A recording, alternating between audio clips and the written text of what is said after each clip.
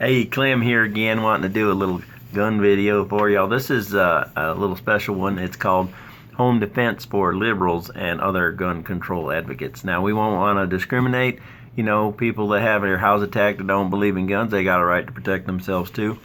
For this demonstration, we're going to be using this here gun, and it's unloaded. Don't worry for anybody that is concerned about that. And I wanted to clarify too, this here is not an assault rifle, just for those of you who may not be in the know. And being that this is a video geared toward liberals and gun control people.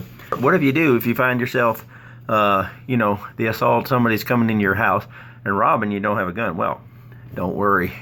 We got the ultimate defense in our telephones. Our cell phone will dial 911, and you just call them right up and say, hey man, there's somebody trying to break into my house. I think he's right outside the door. Can you come and help me? And they'll say, what's your address there, sir or ma'am? And, under that situation, you want to give them your address, and then just wait. They'll be there. They will be there, and you can just rest assured, as that guy's breaking into your house, coming through the door, that in a very short time, you will have a qualified, trained officer of the law, or a fire person, or some such, government official coming in to help and save you.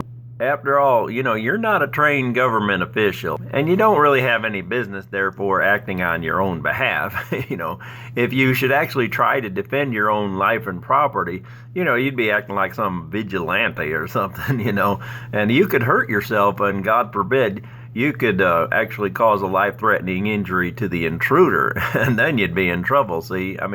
After all, this guy's got rights too, So, and we have seen this scenario play out where the homeowner has become subject to civil liability and assault charges and so forth. So you don't want to take that chance.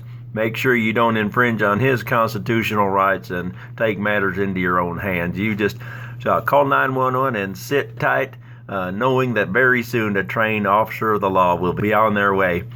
Now, as a person who doesn't believe in guns, you may also want to request in your 911 call that the officer that comes not bring his own gun. Plan B, what if, we don't like to get into, hypotheticals, but plan B, what if, just for some weird reason, they don't get there on time? It probably happens 1 in 100 or so, who knows?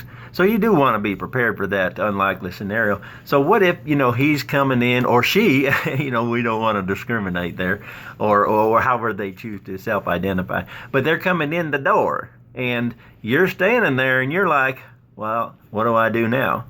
Well, you just stand for your rights. That's what I say. If he's coming to you and you see he's got a gun, you use your rights and say, wait a minute there, mister, let's see your permit for that gun. Now you got him, see, because most of these guys, a lot of them don't have a permit. But so maybe he'll say, well, you're right, you got me. I don't really have a permit. Just let's forget this all happened. And he'll go, get out of your house at that point. But let's just say, continue on with this unlikely scenario for the sake of, preparation. Plan C. He doesn't care. He's going to keep coming. At this point, I think, you need to seek some understanding from this guy. Why does he want to come in here? Sometimes we just need to take a little extra time and get their viewpoint on things. You say, maybe, you want to help the person. Say, look, man, what have I done to cause you this mental anguish that you want to come into my house, and maybe even, seek to give them some advice, to give them the number of a mental health counselor and so forth. And, sometimes that goes a long way with just diffusing the situation. And you could have a friend, that you didn't have before. So try that out. And now, let's keep going just for the sake of the argument. That doesn't work neither. Plan D, I always call appeasement. Appeasement is, all right, so you're here, you got a gun, I don't got a gun, because I don't believe in guns. So just take, that stuff over there, but please don't take, the money I got stashed in the bag in my mattress, because I really need that money. You can take, my computer, my TV, I can always replace those. I got homeowner insurance, but just please don't take that stash of money I got out back. Okay, can we just agree there that we'll come halfway, compromise, you take this, I take this, and we'll see how that goes. That's what I call appeasement.